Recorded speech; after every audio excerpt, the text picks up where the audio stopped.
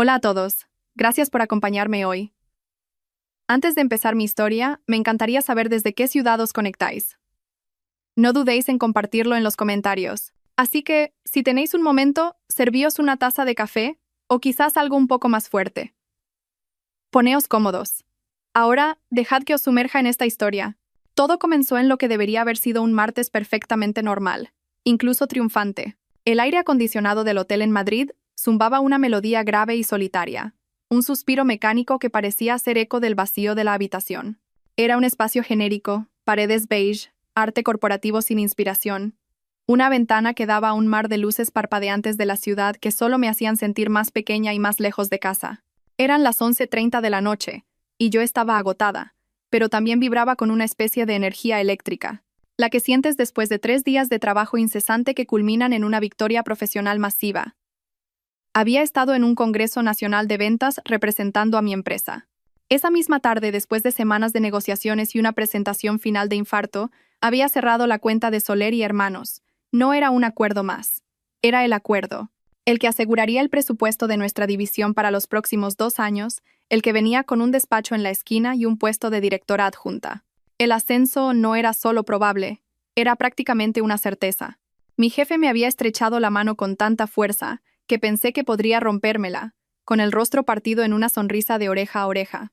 Sentí una oleada de orgullo, una profunda satisfacción que provenía de saber que me lo había ganado, cada pedacito. Y lo único que quería, con un anhelo agudo y repentino, era compartirlo con la única persona cuya validación realmente me importaba, mi marido, Javier. Javier y yo llevábamos casados 10 años, una década sólida y cómoda. Llevábamos juntos 12 años, desde que éramos prácticamente unos críos, abriéndonos paso a trompicones por nuestros 20 y pocos. Él era mi roca, mi mejor amigo, mi otra mitad. Era el hombre que recordaba que odiaba el cilantro, el que siempre podía hacerme reír con una cara tonta cuando estaba estresada, el que me había cogido de la mano durante el susto de salud de mi padre hacía 2 años. Habíamos construido una vida juntos, una vida hermosa y cuidadosamente construida en una tranquila urbanización en las afueras. Nuestra casa era nuestro santuario, lleno del aroma de su café por la mañana y el sonido de rock FM que siempre tenía puesto. Nuestra vida tenía un ritmo, predecible y seguro, o eso había creído con cada fibra de mi ser. Mi propia familia de origen era una historia diferente. Era más complicada, una red de resentimientos tácitos y fachadas cuidadosamente mantenidas. En el centro de esa red estaba mi hermana menor, Clara. Decir que éramos diferentes sería quedarse corto. De pequeñas, Clara era el sol, y yo era el planeta atrapado en su atracción gravitatoria. Ella era la guapa, la encantadora, la que podía iluminar una habitación y tener a todo el mundo comiendo de la palma de su mano en minutos. Yo era la callada, la responsable, la que sacaba buenas notas y seguía las reglas. Nuestra madre, Isabel, era la arquitecta de esta dinámica. Nunca perdía la oportunidad de resaltar nuestras diferencias, siempre enmarcándolas de una manera que me hacía sentir inferior.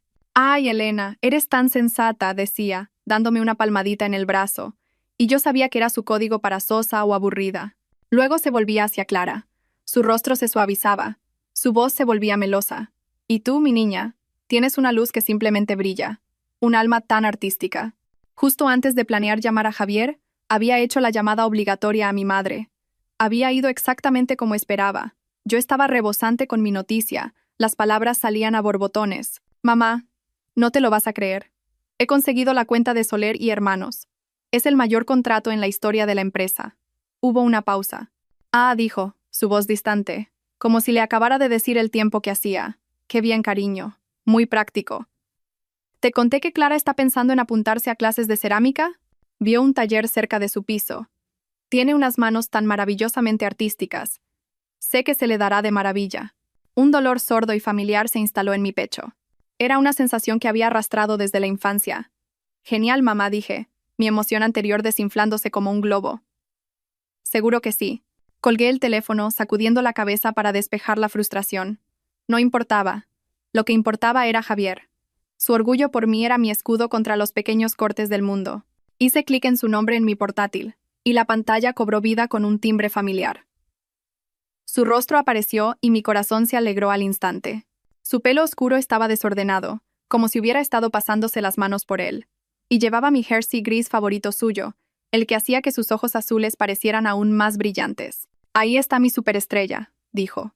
Su voz un sonido cálido y profundo que me hizo sentir instantáneamente más cerca de casa. No me tengas en ascuas. Cuéntamelo todo. Me recosté contra la montaña de almohadas del hotel, acunando el portátil, y se lo conté todo. La tensa reunión final, el momento en que el cliente dijo que sí, el apretón de manos, la reacción de mi jefe. Él escuchaba atentamente, sus ojos brillaban de orgullo. Esa es mi chica, dijo cuando terminé, su sonrisa tan amplia que le hacía arrugar los ojos en las comisuras. Nunca lo dudé ni por un segundo. Tenemos que celebrarlo cuando vuelvas. Una celebración de verdad. Así éramos nosotros. Esta era nuestra unión. Él era mi mayor fan, mi más firme aliado. El pensamiento era tan reconfortante como una manta cálida. Me contó su día y luego mencionó que acababa de volver de cenar con sus padres, Carmen y Antonio. Eran los padres que siempre había deseado. Amables, genuinamente interesados, y me trataban no como a una nuera, sino simplemente como a su hija. El amor que me mostraban era un ancla tranquila y constante en las aguas a menudo turbulentas de mi familia. Todo en ese momento parecía perfecto, seguro. Era la paz sobrecogedora e inconsciente en la cima de una montaña rusa, justo antes de la aterradora caída. Así que pregunté, hundiéndome más en las almohadas, sintiendo cómo el agotamiento de los últimos días finalmente comenzaba a remitir, reemplazado por un cálido y feliz resplandor. ¿Qué tal la cena con tus padres? ¿Hizo tu madre su famosa lasaña? Se me antoja un montón. Aún mejor, dijo Javier, y su sonrisa parecía tan genuina, tan despreocupada. Probó esa nueva receta de pollo al horno que le enviaste. Dijo que fue un éxito rotundo. Ambos me dijeron explícitamente que te dijera que te echan de menos una barbaridad y que no pueden esperar a que vuelvas a casa. Mi padre ya está planeando una barbacoa de celebración por tu ascenso. Una oleada de afecto me invadió. Carmen y Antonio. Eran simplemente los mejores.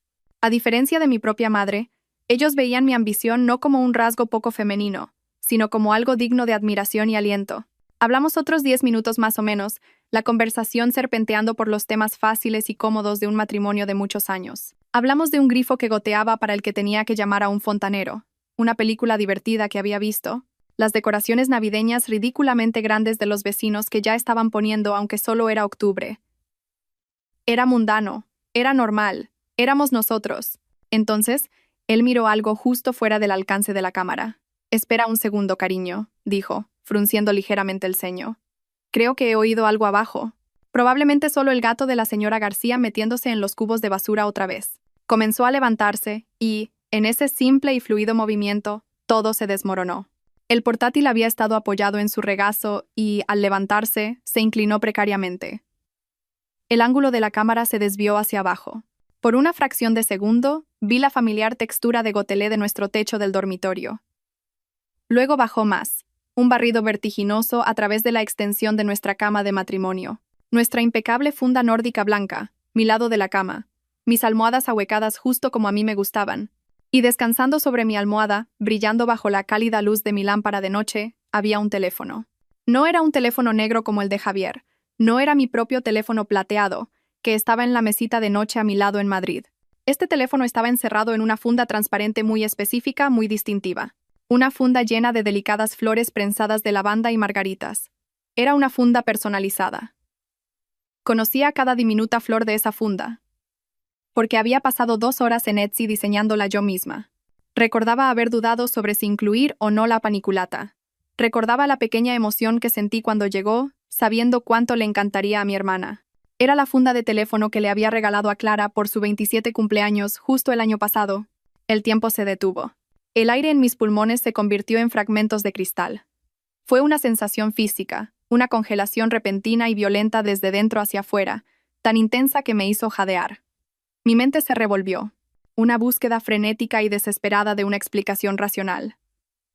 Quizás se lo dejó aquí la semana pasada cuando vino a por mi molde para bizcochos. Quizás vino a regar las plantas y se lo olvidó. Quizás. Pero las excusas se marchitaron y murieron antes de que pudieran formarse por completo. Era casi medianoche y el teléfono no estaba en la encimera de la cocina ni en la consola de la entrada. Estaba sobre mi almohada. En mi cama. La cámara volvió a subir y el rostro de Javier llenó la pantalla de nuevo. Se pasó una mano por el pelo, un gesto que antes me parecía tan entrañable. Ahora parecía el acto desesperado de un hombre que intenta recomponerse. ¿Todo bien ahí abajo?, pregunté. Era una observadora distante, escuchando mi propia voz como desde una gran distancia. Era increíble lo firme que sonaba. Tranquila, incluso. Dentro, una sinfonía de cristales rotos me ensordecía. Sí, todo bien, dijo, sus palabras saliendo un poco demasiado rápido. Solo ese maldito gato, siempre tirando el contenedor de reciclaje. Ya sabes cómo es. Un pensamiento frío y claro atravesó el caos en mi mente. No tenemos un contenedor de reciclaje fuera de nuestra puerta trasera. Tenemos un gran contenedor comunitario al final del callejón detrás del complejo de adosados. La mentira era tan obvia, tan insultante en su torpeza. Ni siquiera se estaba esforzando mucho.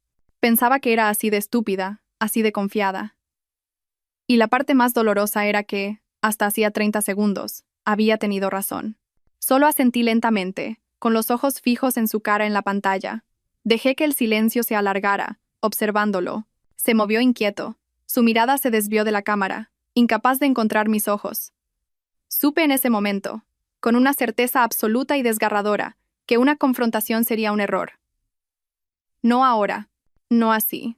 10 años de matrimonio me habían enseñado que Javier odiaba ser acorralado. Se retiraría, lo negaría, desviaría la atención, me haría luz de gas hasta que fuera yo la que pidiera disculpas. Le daría la vuelta a todo hasta que yo fuera la esposa loca y celosa, y él la víctima inocente de mi paranoia.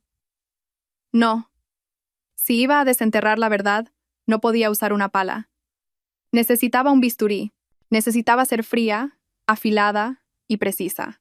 Entonces, preguntó, y su voz ahora tenía un extraño y quebradizo matiz que nunca antes había oído.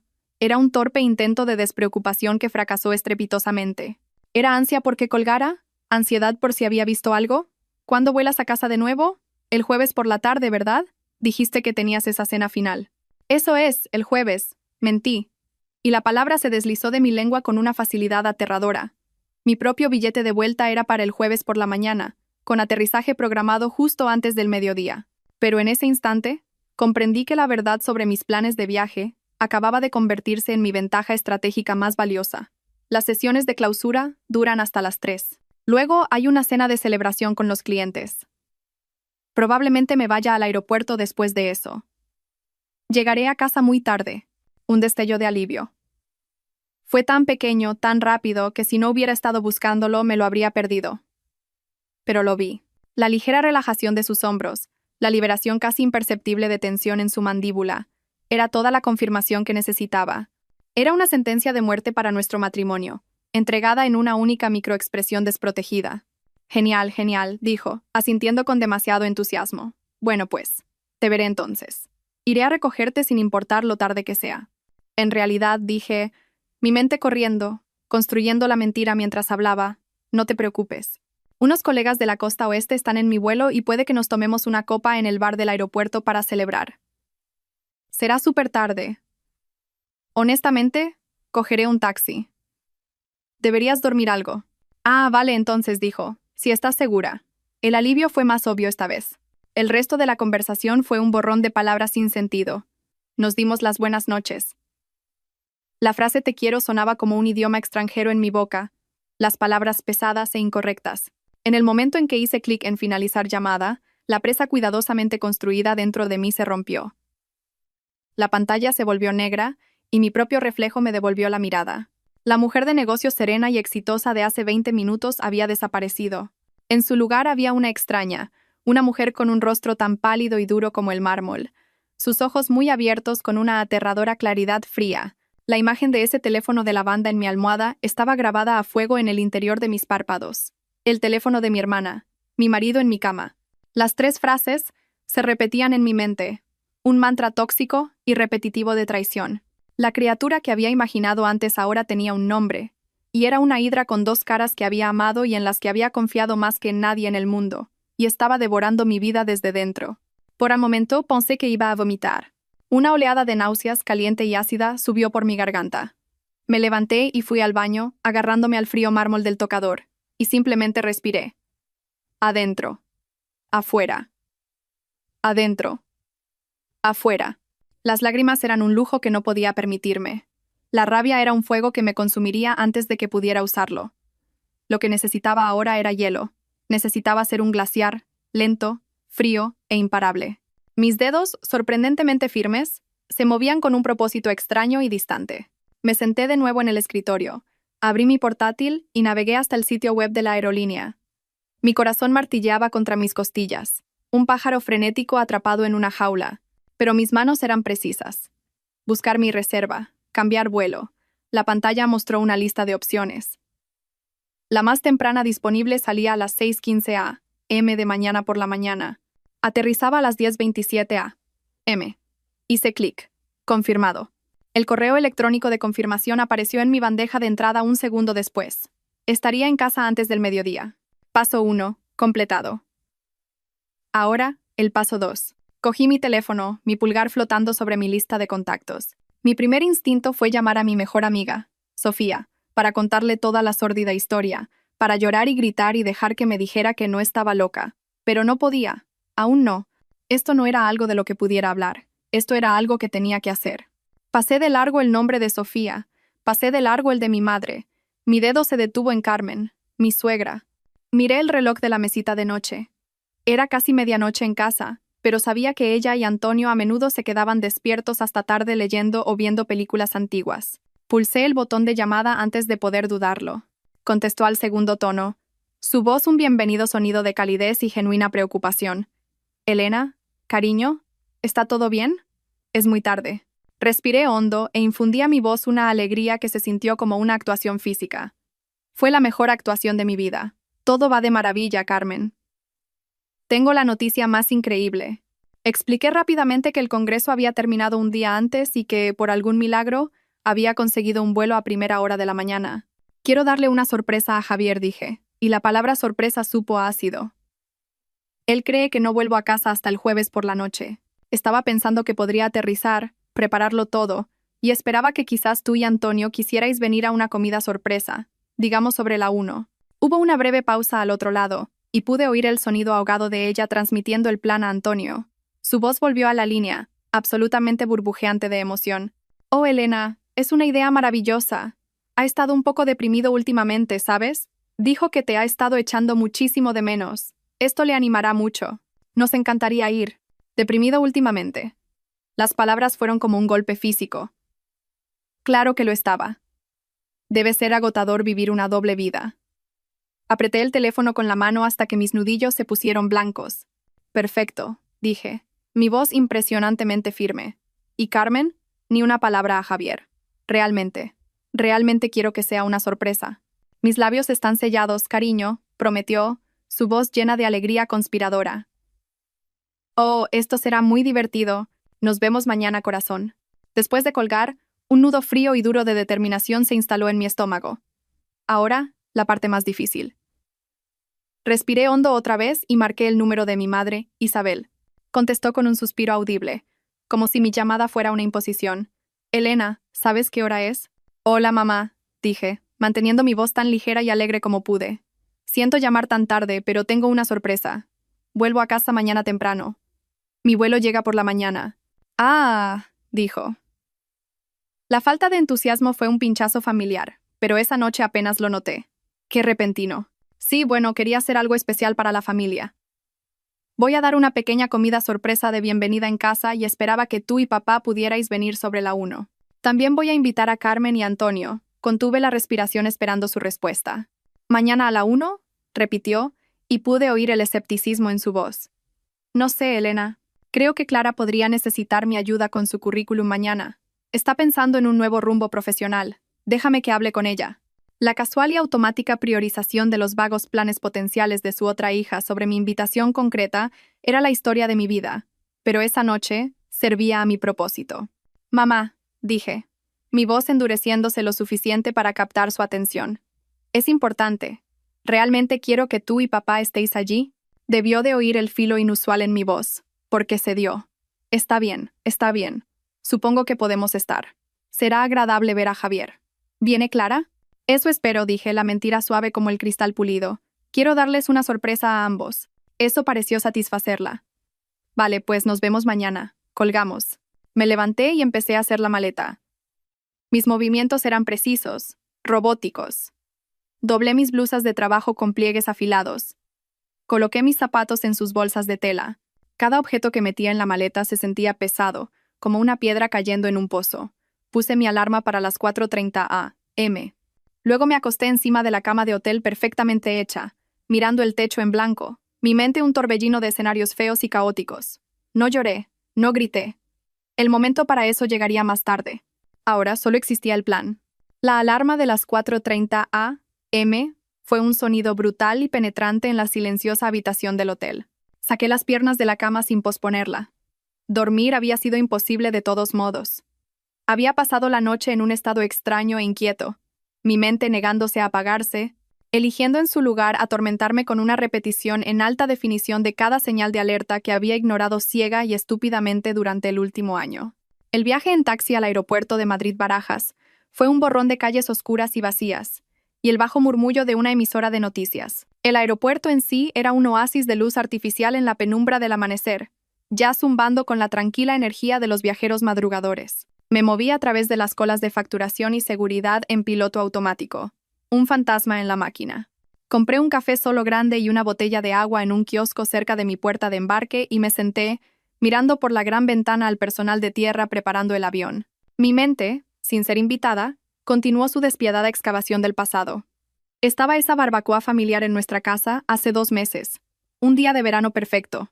Había estado dentro ayudando a Carmen a sacar bandejas de comida.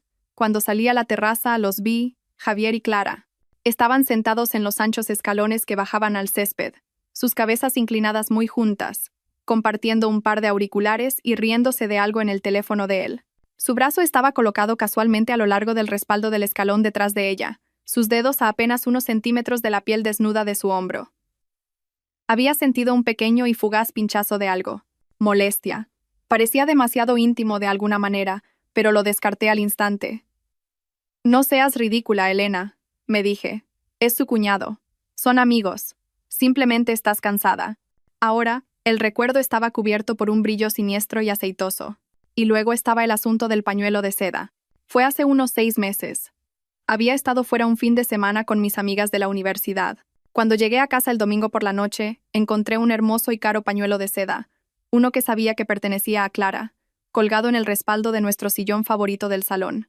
«Ah», había dicho Javier cuando lo sostuve, su expresión perfectamente casual. «Clara pasó ayer a dejarte ese libro que querías. Debió de olvidarse el pañuelo. Solo estuvo aquí 1 minuto.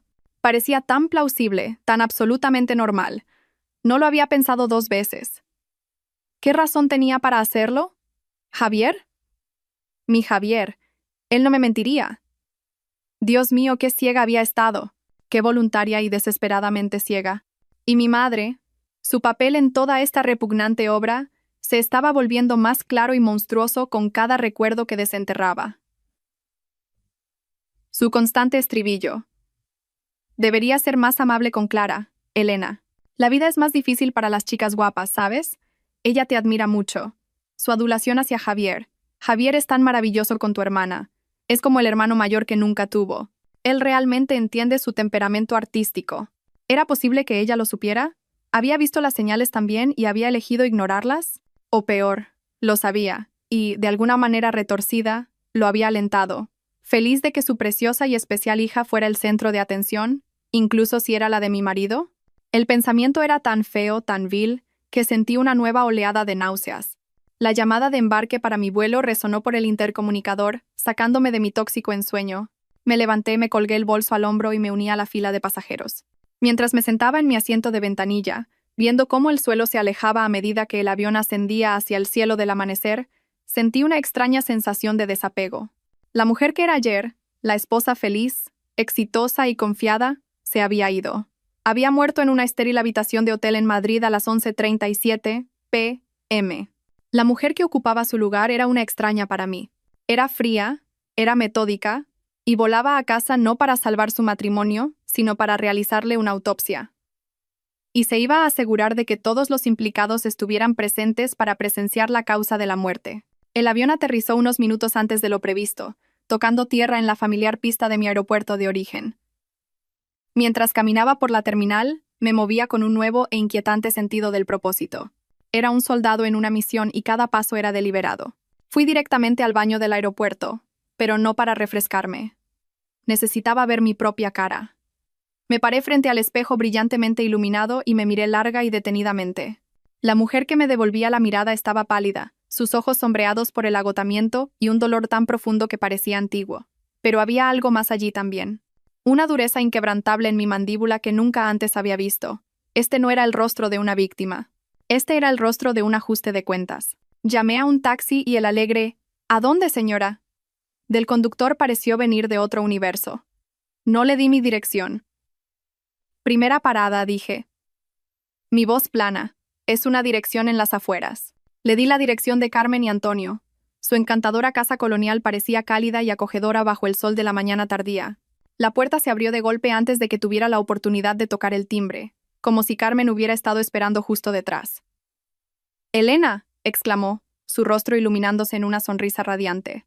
Me atrajo en un abrazo fuerte y feroz que olía a canela, a hogar y a amor incondicional. «Oh, qué alegría verte, cariño. Pero pareces agotada, pobrecita. Entra, entra». Antonio está preparando el coche. Antonio apareció detrás de ella, sus amables ojos, del mismo tono azul penetrante que los de su hijo, arrugándose en las comisuras en una cálida sonrisa. «Ahí está nuestra chica», dijo, envolviéndome en un abrazo que se sintió como un escudo protector. «¿Lista para sorprender a ese hijo vago mío? Lleva días deprimido. Dice que la casa está demasiado silenciosa sin ti». Me senté en su cocina bañada por el sol durante 15 minutos, sorbiendo una taza de té caliente que Carmen insistió en que tomara. Sentí una punzada aguda y punzante de culpa. Estas personas maravillosas y amorosas estaban burbujeando de emoción por una feliz sorpresa. Estaban a punto de que les arrancaran el corazón y lo pisotearan, todo por culpa del hombre que habían criado y amado. Y yo era quien los conducía al matadero. Pero no había otra manera. Tenían que verlo. Merecían saber la verdad cruda y fea. Después de salir de su casa, conduje mi coche de alquiler a casa de mis propios padres. La sensación al entrar en su camino de entrada fue completamente diferente. No había calidez aquí, solo una sensación de pesada obligación y la familiar tensión de bajo grado que siempre hervía justo debajo de la superficie de nuestra vida familiar. Mi madre, Isabel, abrió la puerta, con expresión impaciente. «Elena, ya estás aquí».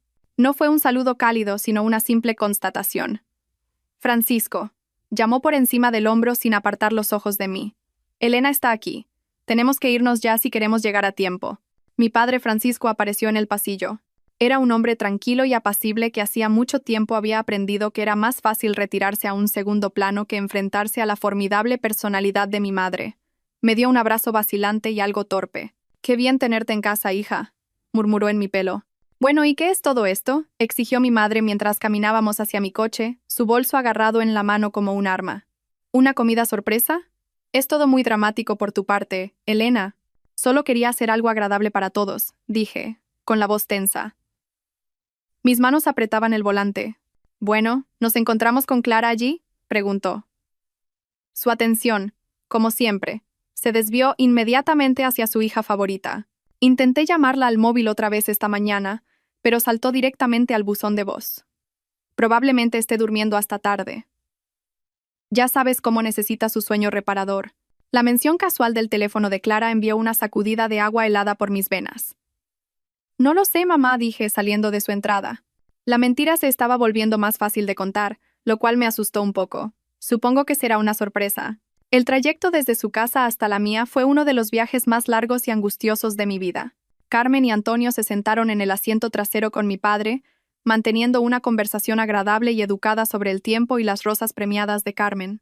Mi madre se sentó en el asiento del copiloto a mi lado, una presencia silenciosa y crítica. Podía sentir sus ojos sobre mí, su ceño fruncido en un pequeño gesto de desaprobación. Era como si pudiera sentir la tormenta que se gestaba justo debajo de mi fachada de calma, pero no pudiera comprender su origen. No tenía ni la más remota idea de que estaba siendo conducida en primera fila a la implosión de su propia familia. Y mientras dábamos la última vuelta para entrar en mi calle, una parte fría, oscura y vengativa de mí no podía esperar a que lo viera. El trayecto de 8 kilómetros desde la casa de mis padres hasta la mía se sintió como cruzar un desierto árido y hostil. El aire dentro del coche era denso y sofocante. Un extraño cóctel de alegría forzada y tensión latente. Desde el asiento trasero, la charla ligera y feliz de Carmen sobre su club de jardinería era una banda sonora surrealista para la tormenta que se desataba dentro de mí. Antonio y mi padre murmuraban respuestas educadas, pero sus contribuciones eran esporádicas. Eran buenos hombres atrapados en una situación social que no entendían, simplemente tratando de ser agradables. El verdadero peso en el coche estaba en el asiento del copiloto a mi lado. Mi madre, Isabel, se había quedado completamente en silencio. No miraba el paisaje ni su teléfono. Simplemente miraba al frente, con los labios apretados en una línea fina y desaprobadora. Podía sentir su desaprobación irradiando de ella en oleadas. ¿Desaprobación de qué? ¿De mi espontaneidad? ¿De mi plan dramático? ¿O era algo más profundo? ¿Sentía ella en algún nivel subconsciente que esto era sobre Clara? ¿Que su perfecta y preciosa hija estaba en el centro de la tormenta a la que nos estaba conduciendo a todos? Agarré el volante, mis nudillos blancos como el hueso. Mi respiración era superficial. Cada instinto que tenía me gritaba que diera la vuelta, que abortara la misión, que simplemente me fuera a casa, me enfrentara a Javier a solas y lidiara con las consecuencias en privado. Pero, ¿qué conseguiría con eso? Sería mi palabra contra la de él y la de Clara. Se aliarían, mentirían, manipularían. Y mi madre sería su cómplice dispuesta, pintándome como la esposa histérica y celosa. Podía ver toda la narrativa desarrollándose en mi cabeza. Pobre Clara. Solo estaba consolando a Javier porque se sentía muy solo. Elena siempre está tan ocupada con su carrera. Ya sabes, malinterpretó la situación. No, eso no iba a pasar. La verdad, en toda su gloria fea y desnuda, necesitaba una audiencia. Necesitaba testigos que no pudieran ser manipulados con luz de gas. La traición no era solo un asunto privado entre marido y mujer. La habían convertido en un asunto familiar en el momento en que metieron a mi propia hermana en mi cama. Y así, la familia presenciaría el ajuste de cuentas. Vi nuestra casa al final de la calle sin salida. Las alegres contraventanas azules que mi padre nos había ayudado a instalar. El magnífico roble en el jardín delantero que Javier y yo habíamos plantado juntos en nuestro primer aniversario. Un pequeño arbolito entonces, ahora un imponente símbolo de... ¿Qué? ¿10 años de mentiras? La casa parecía una foto de una revista de decoración. Una cajita perfecta que prometía una vida perfecta. Mi vida. La vida que era una mentira. La vida que estaba a punto de detonar desde dentro. Aparqué en la entrada, justo detrás del sedán negro de Javier. Su coche estaba aquí. Por supuesto que lo estaba. ¿Dónde más iba a estar un miércoles por la mañana? Apagué el motor y el repentino silencio fue ensordecedor. De acuerdo, todos, dije. Y mi voz sonó extraña y hueca en el espacio confinado del coche. Era la voz de un guía turístico llevando a un grupo a una casa encantada. Recordad, tenemos que estar absolutamente en silencio. Quiero grabar su reacción. Sostuve mi teléfono, mi pulgar flotando sobre el icono de la aplicación de video. ¿Era una mentira? ¿Una pieza necesaria de puesta en escena? Era la excusa que necesitaba para tener el teléfono listo. Todos asintieron, sus rostros una mezcla de anticipación y confusión. Les eché un último vistazo. Carmen y Antonio, radiantes de amor por el hijo que estaba a punto de romperles el corazón. Mi padre, con aspecto vagamente incómodo, pero siguiéndome la corriente. Mi madre, su expresión una máscara de impaciencia, como si todo esto fuera una frívola pérdida de su tiempo. Ninguno de ellos tenía ni idea de que estaban a segundos de que su mundo se pusiera completamente patas arriba.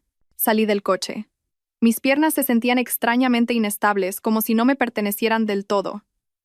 Caminé hacia la puerta principal, la llave se sentía fría y pesada en mi mano temblorosa. La deslicé en la cerradura. Giró con un clic suave y familiar. El sonido de una llave abriendo una tumba. Tomé una última respiración profunda y temblorosa, y empujé la puerta. La casa estaba en silencio, un silencio profundo y antinatural que se sentía mal para la mitad de un día de semana. El aire estaba quieto y cargado. Lo primero que vi, la primera pista que confirmó mis temores más oscuros, fue un abrigo de mujer. Era una elegante gabardina de color camel, del tipo que Clara codiciaba. Nunca la había visto antes, pero gritaba su estilo. Estaba arrojada descuidadamente sobre el respaldo del sillón antiguo de nuestra entrada, el que mi abuela me había dejado en su testamento. Una pieza de la historia de mi familia, ahora profanada. Oh, dijo Carmen suavemente detrás de mí, su feliz sonrisa finalmente vacilando mientras asimilaba la escena. ¿Tiene visita? Antes de que pudiera formular una respuesta, los agudos ojos de mi madre se clavaron en el suelo, junto a la base de las escaleras. Vaya, mira eso, dijo.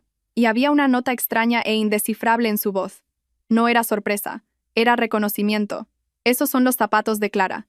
Se los compré el mes pasado por su cumpleaños. Tirados en el pulido suelo de madera, quitados con el tipo de prisa que sugería urgencia, había un par de zapatos de tacón de aguja rojos y brillantísimos, la firma de Clara. una oleada de náuseas calientes y acres me invadió. El abrigo, los zapatos. Las pruebas se acumulaban pieza por pieza condenatoria antes de que hubiéramos dado 5 pasos dentro de mi casa. Mi padre y Antonio intercambiaron una mirada confusa y profundamente incómoda. Los últimos vestigios de un ambiente festivo se habían evaporado por completo, reemplazados por un silencio espeso y ansioso que era casi tan fuerte como un grito. Todos me miraban ahora, con los ojos muy abiertos con preguntas tácitas. Mantuve mi rostro como una máscara en blanco. No ofrecí ninguna explicación, ninguna tranquilidad, simplemente levanté lentamente un solo dedo hacia mis labios, indicándoles que permanecieran en absoluto silencio. Luego señalé hacia arriba, hacia las escaleras, y en ese preciso momento, lo oímos. Comenzó como un bajo murmullo de voces desde el segundo piso, desde la dirección del dormitorio principal. Luego, el sonido que quedaría grabado en mi memoria por el resto de mi vida, la risita ligera y despreocupada de una mujer. Era un sonido que conocía desde que era un bebé, la risita de mi hermana, y fue seguida un segundo después por la risa más profunda y retumbante de Javier en respuesta. El sonido íntimo y feliz resonó en la casa silenciosa y tensa. Era un sonido de secretos compartidos, de bromas privadas, de amantes completamente a gusto en su santuario, mi santuario. La mano de Carmen voló a su boca. Sus ojos se abrieron con un horror creciente y nauseabundo. El amable rostro de Antonio se endureció en una máscara de piedra. Miró de los zapatos rojos en el suelo a la escalera y luego su mirada se clavó en la mía. La pregunta en sus ojos era una súplica desesperada y silenciosa. Por favor, Elena, dime que esto no es lo que creo que es. Encontré su mirada sin pestañear. Le di un asentimiento lento, deliberado y desgarrador. Es exactamente lo que crees que es. Su rostro se descompuso y atrajo a su esposa llorosa a sus brazos. Mi madre Isabel se quedó allí congelada.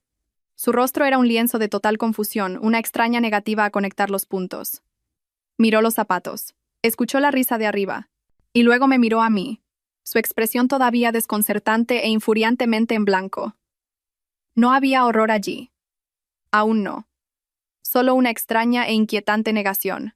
Me aparté de ellos y empecé a subir las escaleras. Sentía los pies como pesas de plomo. Me moví lentamente, deliberadamente, mi mano deslizándose por la madera fría de la barandilla.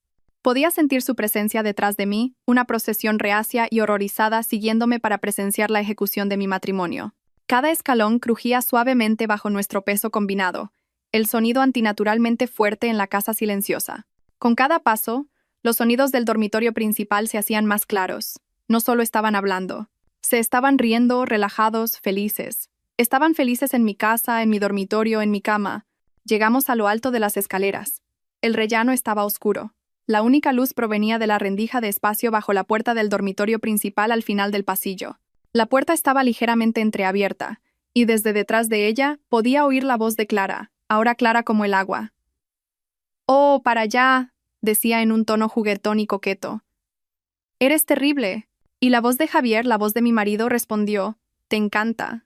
Nos quedamos allí durante un momento largo y agónico en el oscuro pasillo de arriba, un tableau vivant silencioso y horrorizado. La conversación juguetona e íntima desde detrás de la puerta del dormitorio continuó. Cada palabra una puñalada distinta en mi corazón. Estaban completamente ajenos, envueltos en su sórdida burbuja de traición. Carmen lloraba en silencio ahora. Su cuerpo temblaba con sollozos reprimidos mientras enterraba su rostro en el hombro de Antonio. Antonio la sostenía con fuerza, su propio rostro una máscara de furia fría e implacable. Mi padre parecía pálido y enfermo, sus ojos fijos en esa puerta parcialmente abierta como si fuera un portal al infierno mismo. Y mi madre, ella simplemente miraba, su rostro todavía un paisaje extraño e indescifrable de confusión y negación. Era como si su cerebro simplemente se negara a procesar la evidencia de sus sentidos. Los miré a cada uno de ellos, mi mirada deteniéndose por un momento en mis suegros, luego en mi padre. Les estaba dando una última oportunidad para dar marcha atrás, para ahorrarse la visión de lo que sabía, con certeza nauseabunda, que estaba detrás de esa puerta. Pero no se movieron. Su lealtad, su amor por mí los mantuvo allí. Estaban en esto conmigo ahora, hasta el amargo final. Respiré hondo. El aire en el pasillo se sentía delgado y afilado en mis pulmones. Caminé los últimos pasos por el pasillo, mis pisadas antinaturalmente ruidosas en el suelo de madera. Llegué a la puerta. No llamé, no dudé. Levanté la mano, la coloqué plana contra la madera fría y lisa y empujé con fuerza. La puerta se abrió hacia adentro con un golpe sordo, estrellándose contra la pared interior. El ruido repentino los hizo saltar a ambos. La escena que reveló quedará grabada para siempre en mi memoria. Una instantánea horrible e inolvidable de la mayor traición de mi vida. La habitación era un desastre. Había ropa tirada por el suelo. La camisa de Javier, el vestido ligero de Clara. 2 copas de vino vacías estaban en mi mesita de noche, junto a la foto de nuestra boda. Las cortinas estaban echadas, sumiendo la habitación en una luz tenue y sórdida de la tarde. Y allí, en medio de nuestra cama, mi cama, la cama donde dormía, soñaba y amaba, estaban mi marido y mi hermana. Estaban enredados juntos bajo las sábanas, apoyados contra las almohadas, con un portátil abierto frente a ellos. Estaban desnudos. Sus hombros desnudos se tocaban.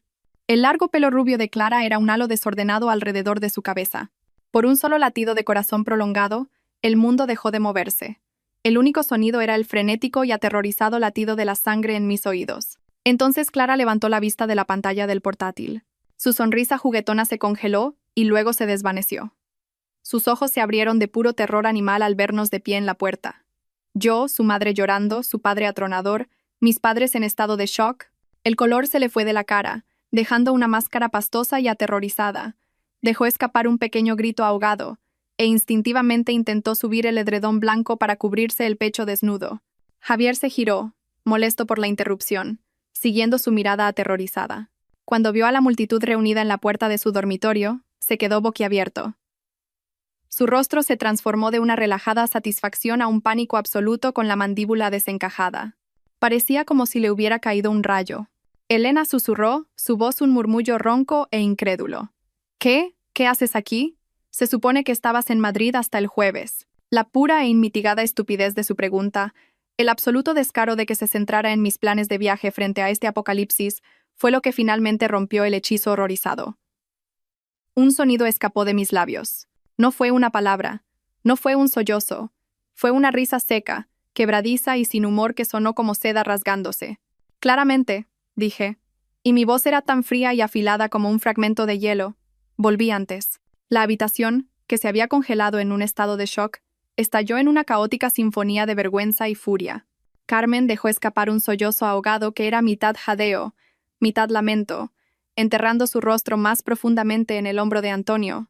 Mi padre, Francisco, retrocedió físicamente un paso, una mano volando a su pecho como si le hubieran disparado. Javier y Clara se revolvieron en la cama, un patético y frenético enredo de miembros y sábanas blancas, tratando desesperadamente de cubrir su desnudez. Era una danza torpe e indigna de vergüenza. «Mamá». «Papá», balbuceó Javier, sus ojos saltando salvajemente entre sus padres, su rostro una grotesca máscara de pánico e incredulidad. «Esto no es. Os juro que esto no es lo que parece. ¿Puedo explicarlo?» ¿Explicar? La voz de Antonio era un retumbar bajo y peligroso que parecía hacer temblar los cimientos. Dio un paso amenazador hacia la habitación, su gran figura llenando el umbral. ¿Explicar qué, Javier? ¿Que te estás acostando con la hermana de tu mujer en la cama de tu mujer? No hay explicación para esto. Solo hay suciedad. Clara, siempre la reina del drama, empezó a llorar. Pero no eran lágrimas silenciosas y arrepentidas. Eran los grandes sollozos teatrales que había perfeccionado desde la infancia, del tipo diseñado para provocar simpatía y desviar la culpa. Elena, lo siento tanto, tanto, gimió, agarrando la sábana contra su pecho como una heroína trágica. No queríamos que esto pasara. Luchamos contra ello durante tanto tiempo. Simplemente pasó. ¿Simplemente pasó? Repetí, mi voz goteando un veneno que no sabía que poseía. ¿En serio, Clara? ¿Simplemente pasó cuando te quitaste el vestido? ¿Simplemente pasó cuando te metiste en mi cama? ¿Durante cuánto tiempo ha estado esto simplemente pasando a mis espaldas? Ella solo lloró más fuerte, negándose a mirarme a los ojos, escondiéndose detrás de su cortina de pelo rubio. Pero el verdadero golpe, la herida que resultaría ser la más profunda y séptica de todas, no vino de mi marido infiel ni de mi hermana traidora. Vino de mi propia madre. Isabel finalmente se movió. Pasó a mi lado, su movimiento rígido y espasmódico, y entró en el dormitorio. Pero no me miró a mí. No miró a Javier. Caminó hacia el lado de la cama donde su hija menor lloraba y la miró. Y entonces giró la cabeza y me clavó una mirada de pura e inalterada furia. Elena dijo, su voz afilada y acusadora. ¿Por qué has hecho esto? ¿Por qué has montado este espectáculo tan horrible? Las palabras no tenían sentido. La miré, estupefacta, mi mente negándose a procesar lo que acababa de oír. ¿Qué? Mamá, ¿has oído lo que acabas de decir? ¿Que yo he montado esto? Míralos. Ellos hicieron esto. Podrías haber manejado esto en privado, siseó, sus ojos ardiendo con un extraño fuego protector. Pero era un fuego que ardía por la hija equivocada. Podrías haber sido una adulta al respecto, pero no. Tuviste que arrastrarnos a todos aquí. ¿Sabías lo sensible que es tu hermana? ¿Tenías que humillarla así delante de todo el mundo? Esto es simplemente cruel, Elena. Absolutamente cruel. El mundo se inclinó sobre su eje y giró hacia la negrura. Mi marido me había traicionado. Mi hermana me había traicionado. Y ahora, en el momento más doloroso y devastador de mi vida, mi propia madre estaba de pie entre los escombros, señalando con el dedo no a los perpetradores, sino a mí. Se me culpaba por descubrir la verdad, por exponer su secreto repugnante e imperdonable. Fue en ese momento que algo dentro de mí, una cosa frágil y esperanzada que había sobrevivido a 32 años de abandono y críticas, finalmente se hizo añicos para siempre. La parte de mí que había pasado toda una vida buscando desesperadamente su aprobación, que había anhelado una sola migaja de su amor incondicional, simplemente murió. Se marchitó y se convirtió en polvo. Carmen, bendita sea. Levantó su rostro surcado de lágrimas del hombro de su marido. ¿Estás loca, Isabel? Sollozó, su voz espesa de incredulidad y asco. ¿Has perdido la cabeza? Tu hija acaba de encontrar a su marido en la cama con tu otra hija, ¿y a ti te preocupa la humillación? Elena es la víctima aquí. Tu hijo. Escupió la palabra a Javier, su voz llena de veneno, y tu hija son personas despreciables y moralmente corruptas. Antonio señaló con un dedo tembloroso y autoritario a Javier. Vestíos, los dos. Y luego, Javier, lárgate de esta casa. No me hables. No me mires. En lo que a mí respecta, ya no tengo un hijo. Las palabras de mi madre resonaban en el sofocante silencio de la habitación, rebotando en las paredes y alojándose como metralla en mi corazón. ¿Sabías lo sensible que es tu hermana? Sensible. Esa única palabra fue la chispa, fue la cerilla encendida arrojada al charco de gasolina que se había estado acumulando dentro de mí durante toda mi vida. Todos los años de ser apartada, de ser la fiable, la sensata, mientras Clara era la especial, la artística. Todos los desprecios casuales a mis logros, los elogios aduladores a cada uno de sus caprichos. Todas las navidades, los cumpleaños, las cenas familiares en las que me sentía como un fantasma en mi propia mesa. Todo volvió de golpe. Una marea de resentimiento y dolor tan inmensa que finalmente, rompió la superficie. Me volví hacia mi madre, y la voz que salió de mí fue un sonido crudo y gutural que no reconocí como propio. Era el sonido de un animal herido. ¿Sensible? Grité, la palabra arrancándose de mi garganta cruda y desgarrada. ¿Quieres hablar de ser sensible? Durante 32 años, te he escuchado alabarla por respirar mientras me criticabas por mis logros. Me pagué la carrera y mis préstamos estudiantiles mientras tú y papá agotabais vuestros ahorros para financiar su viaje artístico a ninguna parte. Me mordí la lengua cada vez que comparabas mi trabajo estable con su espíritu libre, cada vez que me hiciste sentir que no era suficiente, que era una decepción porque no era ella. Todo mi cuerpo temblaba con una rabia tan pura y candente que era purificadora. Señalaba con un dedo tembloroso a Clara, que ahora se encogía detrás de Javier, la viva imagen del victimismo patético. Y esto es lo que hace. Esta es tu preciosa, sensible y especial niñita. Se cuela en mi casa, duerme en mi cama con mi marido, el hombre con el que he construido una vida. Y tienes la absoluta audacia de quedarte ahí y defenderla, de culparme a mí. Di un paso hacia mi madre, que de hecho se estremeció y retrocedió. ¿Alguna vez me has visto, mamá? Sollocé, las palabras saliendo a borbotones. ¿Alguna vez, por un solo segundo, me has mirado y has estado orgullosa de mí? ¿O soy solo el personaje secundario en el show de Clara? Incluso ahora, incluso en este momento increíble y demoledor, soy la villana de tu historia porque me atreví a descorrer el telón de su comportamiento asqueroso. Lágrimas calientes y furiosas corrían por mi rostro, pero no me importaba. Se acabó, exclamé ahogada, las palabras sabiendo a libertad y ceniza. Estoy tan harta. Mi mirada recorrió la habitación deteniéndose en Javier, luego en Clara, luego en mis propios padres. Mi voz bajó a una orden baja, temblorosa y absolutamente final. Fuera. Se quedaron mirándome, congelados. He dicho, repetí, mi voz elevándose a un rugido en toda regla que provenía de las profundidades de mi alma. Fuera de mi casa. Javier, Clara y vosotros también. Miré directamente a mis padres atónitos. Fuera, ahora. Francisco, mi padre, parecía completamente destrozado. Era una víctima en una guerra que nunca entendió. Simplemente se dio la vuelta, con los hombros caídos, y salió de la habitación sin decir una sola palabra. Javier y Clara finalmente se pusieron en acción, agarrando su ropa del suelo, sus movimientos torpes por el pánico y la vergüenza. Mi madre se mantuvo firme por un segundo, su boca abriéndose como para discutir, para lanzar una última defensa de su hija favorita. No te atrevas, advertí, mi voz bajando a un silencio mortal que era más amenazador que cualquier grito. No me digas ni una palabra más. Su boca se cerró de golpe. Me miró, su rostro una extraña mezcla de ira y conmoción, y luego giró sobre sus talones y siguió a mi padre fuera de la habitación. Javier, ahora vestido apresuradamente, no me miraba. Agarró sus llaves y su cartera de la cómoda y prácticamente salió corriendo de la habitación. Clara, agarrando su vestido contra el pecho, se escabulló detrás de él como una rata asustada. Los seguí escaleras abajo. Me paré en la puerta principal y los vi amontonarse en el coche de mis padres. Observé hasta que el coche salió marcha atrás de mi entrada y desapareció por la calle. La puerta principal se cerró de golpe, el sonido resonando por la casa repentinamente vacía como un disparo, el final definitivo de la vida que una vez conocí. Y luego silencio. Las únicas personas que quedaban en la casa éramos yo, Carmen y Antonio, de pie juntos en medio de los escombros emocionales. El aire estaba espeso de dolor, traición y una pena tácita y profunda.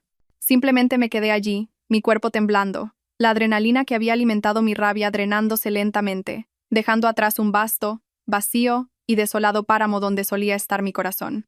Sira, si sigues escuchando, si me has seguido hasta este lugar oscuro, silencioso y roto, por favor, hazme un favor. Dale a me gusta a este video y comenta con el número 1 abajo. Me haces saber que estás ahí, que eres una persona maravillosa que está recorriendo este camino conmigo. Tu apoyo es una pequeña luz en una habitación muy oscura, y significa más para mí de lo que nunca sabrás. Por favor, solo comenta con el número 1 para que sepa que estás aquí. Y ahora, déjame contarte lo que pasó después. El silencio que siguió al portazo fue el sonido más fuerte que había oído en mi vida. No era la ausencia de ruido. Era una presencia. Un vacío pesado y resonante lleno de todo lo que se acababa de decir, todo lo que se acababa de destruir. Me sentí vaciada, como si alguien me hubiera metido la mano dentro y me hubiera sacado todos los órganos vitales, dejando un caparazón vacío y dolorido. Me tropecé hasta el sillón del salón, no el de la entrada que había sido profanado por el abrigo de Clara, y me hundí en él. Me abracé a mí misma y me quedé mirando la pared de enfrente, a una foto enmarcada de Javier y yo el día de nuestra boda. Parecíamos tan jóvenes, tan felices, tan absolutamente ignorantes. No podía llorar. Creo que estaba más allá de las lágrimas, en un lugar de puro y helado shock. Carmen fue la primera en moverse. Parecía flotar por la habitación, su propio rostro surcado de lágrimas, su expresión de profundo dolor. Se arrodilló en el suelo frente a mi silla. No dijo nada. No ofreció tópicos vacíos ni me dijo que todo estaría bien. Simplemente tomó mis 2 manos frías y temblorosas entre las suyas. Sus manos eran cálidas y firmes, un pequeño punto de contacto humano en un mundo que se había vuelto completamente frío. La sostuvo, frotando pequeños círculos en mis nudillos con sus pulgares hasta que el temblor violento e incontrolable de mi cuerpo comenzó a remitir, convirtiéndose en un temblor bajo y constante. Antonio, un hombre al que solo había visto como un gigante amable con una risa fácil, irradiaba una furia silenciosa y aterradora. Se paró en medio del salón, sus grandes manos apretadas en puños a los lados, miró hacia las escaleras, hacia el dormitorio, y su mandíbula estaba tensa con una rabia que era aún más aterradora por su silencio. Luego se giró, su movimiento rígido y decidido. Bien, dijo, su voz áspera y grave. Lo primero es lo primero. Volvió a subir las escaleras. Le oí moverse en el dormitorio. Unos minutos más tarde, bajó, sus brazos cargados con una enorme y desordenada bola de tela. Era todo lo de mi cama, las sábanas, el edredón, las almohadas, todo lo que Javier y Clara habían tocado. Lo llevaba con una expresión de absoluto asco, manteniéndolo alejado de su cuerpo como si fuera un residuo radiactivo. Vamos a quemar esto, dijo, su voz plana y final. Vamos a sacar toda esta suciedad de tu casa ahora mismo. Y eso fue lo que hicimos. En una hora extraña, surrealista y profundamente catártica, los 3 trabajamos en casi silencio. Antonio llevó el bulto de ropa de cama profanada al brasero de metal del jardín que normalmente usábamos para las hogueras de verano. Lo roció con líquido de encendedor y sin ceremonia dejó caer una cerilla sobre él. Las llamas cobraron vida con un silbido, consumiendo los símbolos de mi traición en una columna de humo negro y grasiento. Mientras el fuego ardía fuera, Carmen fue al armario de la ropa blanca y volvió con un juego de sábanas limpias y frescas, las perfumadas con lavanda que reservaba para el cuarto de invitados. Desnudó el colchón. Luego, juntas, las dos rehicimos mi cama. El simple acto doméstico fue a la vez agonizante y profundamente sanador. Alisamos las sábanas, metimos las esquinas y ahuecamos las nuevas almohadas. Los estábamos borrando. Estábamos reclamando mi espacio, una pequeña y deliberada acción a la vez. Mientras yo recorría la casa, recogiendo las pocas cosas que Clara había dejado atrás. Sus zapatos rojos, su abrigo, un pintalabios caro del tocador del baño, Carmen bajó y empezó a hacer una cafetera nueva. El olor rico, familiar y reconfortante comenzó a llenar la casa. Un pequeño acto de normalidad que empujaba contra la atmósfera sórdida y fea que habían dejado atrás. Nos sentamos en la mesa de mi cocina, los tres, sorbiendo café solo caliente de tazas que se sentían demasiado pesadas en nuestras manos. El silencio ya no era resonante. Ahora era más suave, un espacio compartido de dolor. Elena, dijo finalmente Antonio, su voz profunda y espesa por una emoción que luchaba por controlar. Lo siento muchísimo. No sé qué decir. Miro lo que hizo y él es. No es el hombre que criamos. No sé quién es esa persona. No es vuestra culpa. Susurré, las palabras arañando mi garganta en carne viva. Nada de esto es vuestra culpa. Vosotros, Carmen y tú, habéis sido más una familia real para mí de lo que la mía lo ha sido nunca. Carmen extendió la mano sobre la mesa, su mano cubriendo la mía.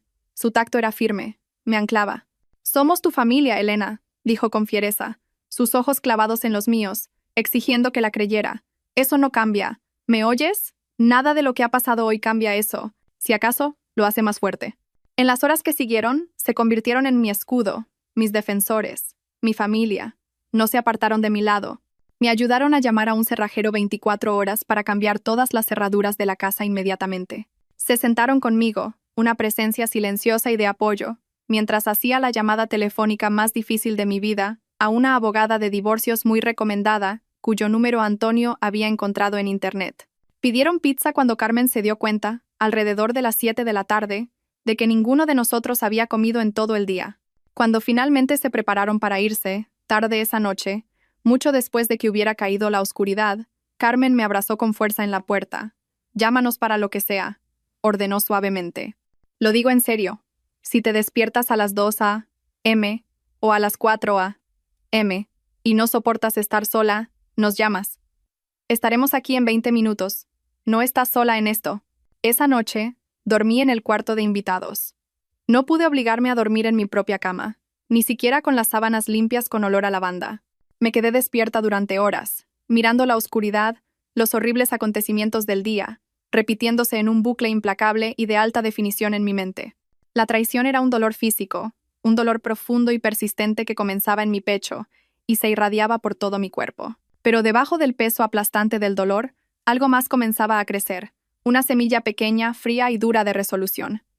Habían intentado destruirme, habían intentado romperme, no se lo permitiría. Los días que siguieron fueron un borrón surrealista y agotador de tareas administrativas y un profundo agotamiento emocional. El mundo fuera de mi puerta principal recién asegurada seguía moviéndose, pero mi propia vida se había detenido en seco. Pedí una baja de emergencia en el trabajo, incapaz siquiera de contemplar enfrentarme a mis colegas o fingir que mi vida no acababa de implosionar. Mi primera reunión con mi abogada de divorcios, una mujer aguda, impecablemente vestida y sin rodeos llamada Sra. Romero, fue a la vez un alivio y una dura dosis de realidad.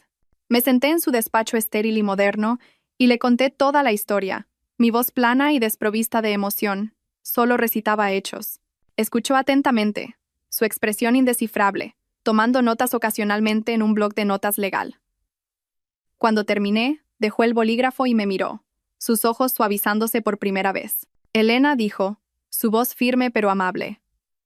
Primero, siento profundamente que estés pasando por esto. Lo que has descrito es una profunda doble traición. Segundo, hiciste absolutamente lo correcto al asegurar testigos. Hace que el aspecto de la culpa en esto sea mucho más claro. Explicó que el acuerdo prematrimonial que Javier y yo habíamos firmado años atrás era sólido, pero su flagrante infidelidad, especialmente con un miembro de la familia, nos daba una ventaja significativa. Me aseguró que el proceso debería ser relativamente sencillo. Fue todo menos eso. 2 días después de que presentara la demanda, comenzó el contraataque. Javier, aparentemente asesorado por mi madre y mi hermana, contrató a un abogado notoriamente agresivo conocido por sus tácticas de tierra quemada. La primera carta llegó por mensajero. Era una obra maestra de luz de gas legal. Afirmaba que Javier tenía derecho a la mitad de todo, incluida la casa. Argumentaba que la entrada, que provenía de una sustanciosa herencia que recibí de mi querida abuela, debería considerarse un regalo marital y, por lo tanto, sujeta a división. La carta continuaba afirmando que mi comportamiento errático e histérico al montar una confrontación pública era prueba de mi inestabilidad emocional y que Javier había estado sufriendo en un matrimonio solitario durante años. Estaban tratando de pintarme como la villana, la esposa loca que llevó a su pobre y desatendido marido a los brazos de otra mujer. Sin embargo, los cortes más profundos y dolorosos no vinieron de los abogados, sino de mi propia familia. Mi madre, al haber sido bloqueada, empezó a enviarme correos electrónicos, largas y divagantes diatribas que oscilaban salvajemente entre la súplica y el chantaje emocional descarado. Estás destrozando a esta familia, Elena. Clara está completamente destrozada. No puede comer, no puede dormir. Podría perder su trabajo por el estrés. Tienes que encontrar en tu corazón el perdón. Fue un error. La gente comete errores. ¿Un error? Le pregunté durante una llamada telefónica particularmente horrible después de que lograra contactarme usando el teléfono de mi padre. Mi voz era peligrosamente tranquila. Un error es olvidarse de comprar leche en el supermercado. Un error es tomar una salida equivocada en la autopista. Mentir sistemáticamente y acostarse con el marido de tu hermana durante Dios sabe cuánto tiempo no es un error, mamá. Es una serie de decisiones deliberadas y egoístas. Estás siendo tan fría, tan implacable, sollozó por teléfono. ¿Qué pasó con la chica dulce y de buen corazón que crié? Murió, dije mi voz plana. Murió el miércoles pasado en su dormitorio. Tú estabas allí. Y colgué. Bloqueé también el número de mi padre, un movimiento que me dolió pero que era necesario para mi supervivencia. Luego empezaron los mensajes de texto. Un aluvión de Clara. Eran párrafos largos y divagantes llenos de autocompasión y tonterías manipuladoras. No sabes lo que es estar siempre a tu sombra, Elena. Siempre eres la lista, la exitosa. Javier fue el único que realmente me vio, a la verdadera yo. Nunca quise hacerte daño. Te quiero. Era una clase magistral de desviación narcisista. En su historia, ella era la verdadera víctima, y yo la hermana mayor cruel y distante que lo tenía todo, y merecía que se lo quitaran. A través de toda esta toxicidad, Carmen y Antonio fueron mi sistema de apoyo inquebrantable. Eran mis generales en una guerra que nunca quise librar. Me ayudaron a clasificar años de papeleo financiero buscando los documentos que probaban el origen de la herencia para la entrada de la casa. Antonio, que tenía experiencia en finanzas, se sentó conmigo en la mesa de mi cocina durante horas, con sus gafas de leer en la punta de la nariz, revisando extractos bancarios y cuentas de inversión, asegurándose de que cada uno de mis bienes prematrimoniales estuviera protegido y contabilizado. Cuando el abogado de Javier intentó reclamar una parte de mis ganancias futuras de mi ascenso anticipado, Antonio le proporcionó a mi abogada años de mis evaluaciones de rendimiento y declaraciones de salario, demostrando metódicamente que el éxito de mi carrera era el resultado de mi propio trabajo duro, y no tenía nada que ver con ningún apoyo emocional de Javier.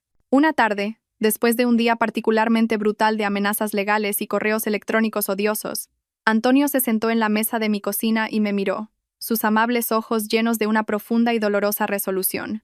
Elena dijo, su voz pesada, quiero que sepas esto. Si se llega a eso, si intentan llevar esto a un tribunal, tanto Carmen como yo subiremos al estrado. Pondremos nuestras manos en una Biblia y testificaremos contra nuestro propio hijo. Le diremos al juez exactamente lo que vimos y exactamente lo que dijo tu madre. Es nuestro hijo y lo queremos, pero lo que hizo estuvo mal, imperdonable. Y en esto, estamos contigo al 100%.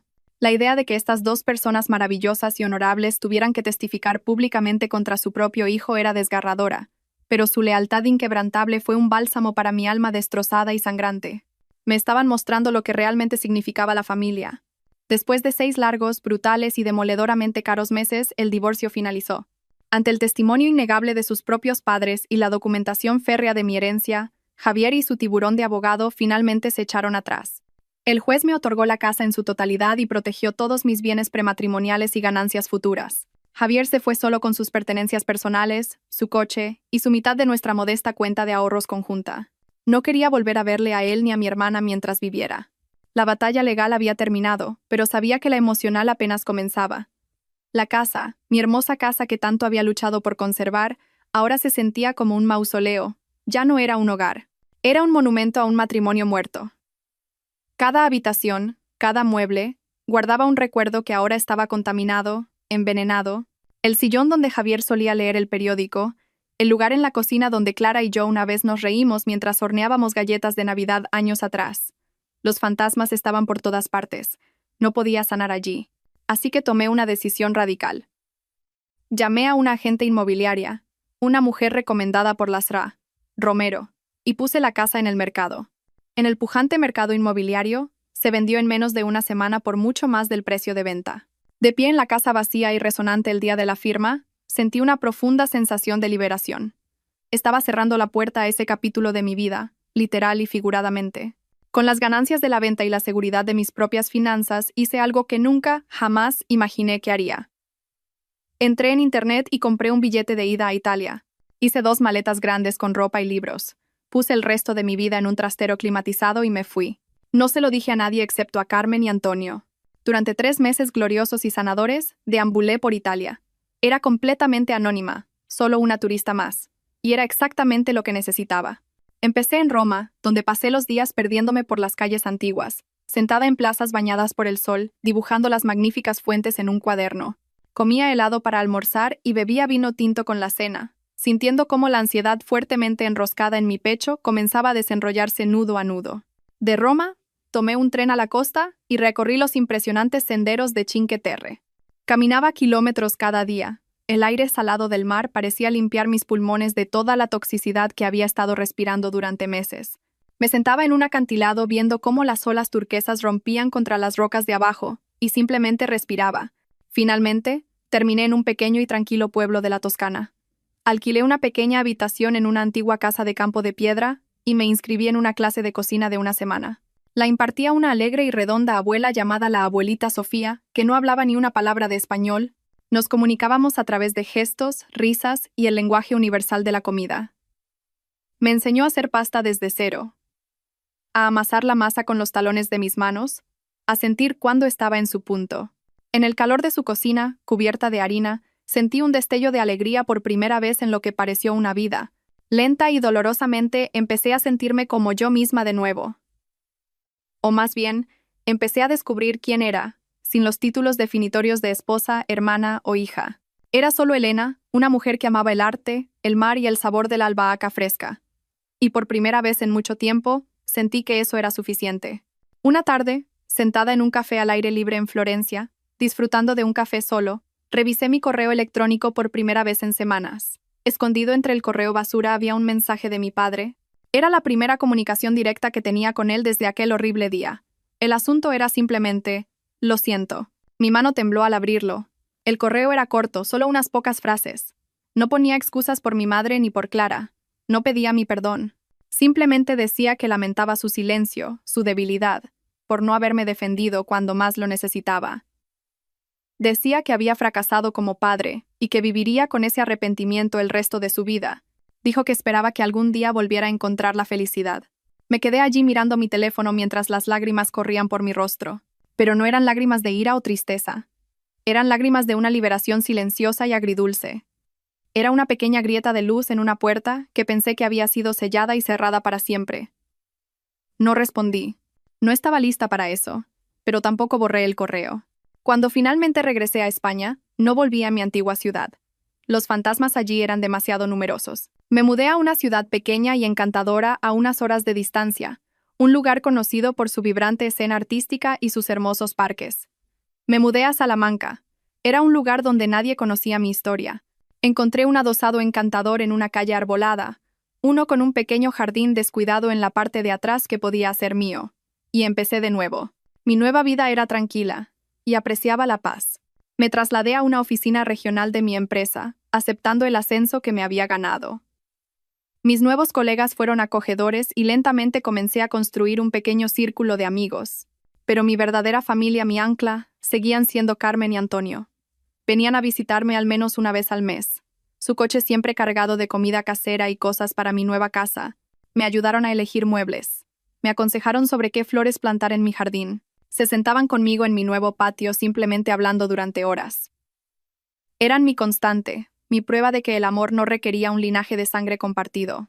Pero incluso con mi nueva vida, todavía había un pequeño y silencioso dolor en mi corazón, una parte de mí que se sentía inacabada. Incluso cuando estaba casada con Javier, siempre había sabido, en lo más profundo de mis huesos, que quería ser madre. Era un sueño del que habíamos hablado durante años, pero que Javier siempre había pospuesto, citando preocupaciones financieras o el momento de su carrera. Solo un año más, cariño, decía siempre. Esperemos a mi próximo bonus. Ahora, viviendo mi vida en mis propios términos, me di cuenta de algo profundo. No necesitaba un marido para tener una familia. Podía construir una yo misma. Comencé el largo, arduo y emocionalmente agotador proceso de adopción. El papeleo era una montaña. Los estudios del hogar eran invasivos. Las entrevistas eran inquisitivas. Era un proceso diseñado para poner a prueba los límites de la paciencia y la resolución de una. Hubo días en los que me sentía abrumada, días en los que dudé si tenía lo que se necesitaba, pero Carmen y Antonio fueron mis mayores animadores. Escribieron referencias de carácter brillantes y sentidas para mí. Vinieron para ayudarme a limpiar a fondo y a prueba de bebés mi casa para las visitas a domicilio. Celebraron cada pequeño hito, cada casilla marcada, como si fuera su propia victoria. Vas a ser la madre más maravillosa, Elena, me dijo Carmen, sus ojos brillando con absoluta certeza. Eso es un hecho. Un año completo después de presentar mi solicitud inicial, recibí la llamada que cambió mi vida para siempre. Una niña de 5 años llamada Sofía necesitaba un hogar permanente y amoroso. La trabajadora social me dijo que era tranquila, tímida y que había pasado por varios hogares de acogida durante la mayor parte de su joven vida. Mi corazón se dolió por ella. La primera vez que la conocí en una sala de juegos estéril y de colores brillantes en la agencia de servicios sociales, se escondió detrás de las piernas de la trabajadora social, sus grandes ojos marrones asomándose a mí con una mezcla de miedo y curiosidad. No la apresuré. Simplemente me senté en el suelo a unos metros de distancia y empecé a hablar con ella, no sobre nada importante, solo sobre el zapato rojo brillante que llevaba y el dinosaurio de aspecto amigable de su camiseta. Le pregunté si su dinosaurio tenía nombre. Negó con la cabeza tímidamente. Le dije que pensaba que parecía un Fernando. Una pequeña sonrisa asomó a sus labios. Después de unos 20 minutos dio un paso vacilante hacia mí. Supe en mi corazón en ese mismo momento, con una certeza que me sacudió hasta la médula, que ella era mi hija. 3 meses después, tras un torbellino de trámites legales finales y visitas de transición, la adopción se formalizó. Sofía vino a casa. El día que la traje a su nuevo hogar para siempre, Carmen y Antonio estaban allí esperando en el porche delantero. Sofía estaba nerviosa, su manita agarrada con fuerza a la mía. Vi la ansiedad en sus rostros también. Deseaban desesperadamente que esto saliera bien. Antonio sostenía un oso de peluche gigante y esponjoso, casi tan grande como Sofía. Carmen sostenía un plato de sus famosas galletas con pepitas de chocolate, todavía calientes del horno. No la agobiaron ni la abrumaron con preguntas. Simplemente se arrodillaron a su nivel. «Hola, Sofía», dijo Antonio, su voz profunda y suave. «Es un placer conocerte. Este amigo de aquí me dijo que buscaba un nuevo hogar, y pensé que podría gustarle tu habitación. Y he oído», añadió Carmen con una cálida sonrisa, «que puede que te gusten las galletas». Dejaron que ella marcara el ritmo, y en una hora, Sofía le estaba dando a Antonio un solemne recorrido por su nuevo dormitorio rosa y morado, y sentada en el regazo de Carmen en el gran y cómodo sillón, escuchando una historia sobre un valiente ratoncito. Mi corazón, que pensé que había quedado permanentemente marcado y roto, sentí que se estaba recomponiendo, más fuerte que antes. Esta era mi familia, una familia construida no sobre sangre, biología u obligación, sino sobre puro amor incondicional y elección. Era la cosa más hermosa, poderosa y real que había conocido jamás. Los años que siguieron fueron los más felices y plenos de mi vida. El tranquilo adosado ya no era tranquilo. Estaba lleno de los sonidos de la risa de una niña, de canciones de princesas, del ritual nocturno de los cuentos antes de dormir. Ver a Sofía crecer y florecer fue un regalo por el que agradecía al universo cada día. La niña tímida y retraída que había conocido en aquella sala de juegos desapareció, reemplazada por una niña divertida, brillante e increíblemente amable, que amaba bailar, pintar y hacer 1.000.000 de preguntas por minuto. Celebramos su 8º cumpleaños con una gran y caótica fiesta en nuestro jardín. El pequeño jardín que había cultivado minuciosamente a lo largo de los años estaba en plena floración, un estallido de color. Los amigos de Sofía del colegio corrían bajo el aspersor, sus gritos de alegría llenando el cálido aire de verano. Carmen y Antonio, a quienes Sofía había bautizado instantánea y cariñosamente como Nana y Papa, estaban al mando de la parrilla, volteando hamburguesas y perritos calientes. Mi padre, Francisco, también estaba allí. Nuestra relación era un trabajo en progreso silencioso. Después de mi regreso de Italia se había puesto en contacto de nuevo. Quedamos para tomar un café. Fue incómodo y doloroso, pero fue un comienzo. Nunca puso excusas por mi madre, pero expresó su propio y profundo arrepentimiento. Empezó a visitar, al principio solo por 1 hora o 2, luego por tardes enteras. Era un abuelo cariñoso y gentil para Sofía, enseñándole pacientemente a jugar al ajedrez y a construir elaborados castillos de Lego. Nuestra relación no era lo que había sido, pero era algo nuevo, algo honesto, y por ahora, eso era suficiente. Mi madre y Clara eran un recuerdo lejano y doloroso de otra vida. Me enteré a través de mi padre, en una conversación breve y cortante, de que se habían mudado a otra comunidad autónoma hacía unos años. Aparentemente, Javier había seguido a Clara hasta allí, pero su relación había sido tumultuosa y finalmente había implosionado de manera dramática. No ofreció detalles, y yo no los pedí. Su vida era su propia historia, y ya no tenía ninguna relación con la mía. Ya no sentía nada por ellos, ni ira, ni tristeza, solo una vasta y silenciosa indiferencia. Eran extraños que compartían parte de mi ADN. Esa tarde, mientras encendía las velas en la gigantesca tarta de unicornio de Sofía, crucé una mirada con Antonio al otro lado del jardín. Estaba observando a Sofía mientras intentaba enseñarle a mi padre un baile tonto que había aprendido en el colegio.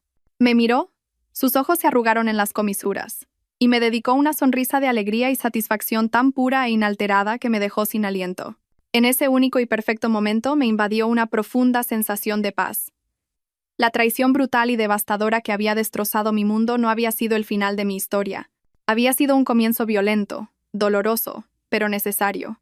Había sido un incendio forestal que había quemado una vida construida sobre cimientos podridos de mentiras y obligación. Y de las cenizas, algo nuevo, hermoso y fuerte había crecido. Me había llevado a Sofía. Había solidificado mi vínculo con dos de las personas más maravillosas que he conocido, mis verdaderos padres. Incluso, de una manera extraña, me había dado una nueva y más honesta relación con mi padre. Me había enseñado que era más fuerte, más resiliente y más capaz de amar de lo que nunca pensé posible. Esa noche, después de acostar a Sofía, su habitación llena de juguetes nuevos, su cara todavía pegajosa de tarta de cumpleaños, me senté en mi pequeño patio, con una copa de vino en la mano. El aire estaba perfumado con el jazmín que había plantado. Miré hacia el vasto cielo estrellado y pensé en la mujer que solía ser. La mujer que pensaba que su felicidad dependía del amor de su marido y de la aprobación de su madre. Apenas la reconocía ya. La mujer que era ahora era una madre, una hija querida por los padres que la eligieron. Era la única arquitecta de su propia alegría, la dueña de su propio, pequeño y feliz universo. El teléfono de la banda, el portazo, las lágrimas amargas y airadas. Todo habían sido solo pasos en un camino doloroso, necesario y, en última instancia, hermoso. El camino que me había llevado hasta aquí, a casa. De verdad, por fin, en casa. Gracias. Gracias por escuchar mi historia, por sentaros conmigo en las partes oscuras. Si habéis pasado por algo similar, si alguna parte de esto ha resonado en ese lugar oculto de vuestro propio corazón, por favor sabed que no estáis solos. A veces, las heridas más profundas, las traiciones más impensables, son las mismas cosas que nos llevan a nuestras mayores fortalezas y a nuestras vidas más auténticas. Por favor, si os sentís cómodos, compartid vuestros pensamientos o un pedazo de vuestra propia historia en los comentarios de abajo. Vuestras historias importan. Esto es una comunidad y somos más fuertes juntos. Cuidaos mucho y por favor cuidaos los unos a los otros.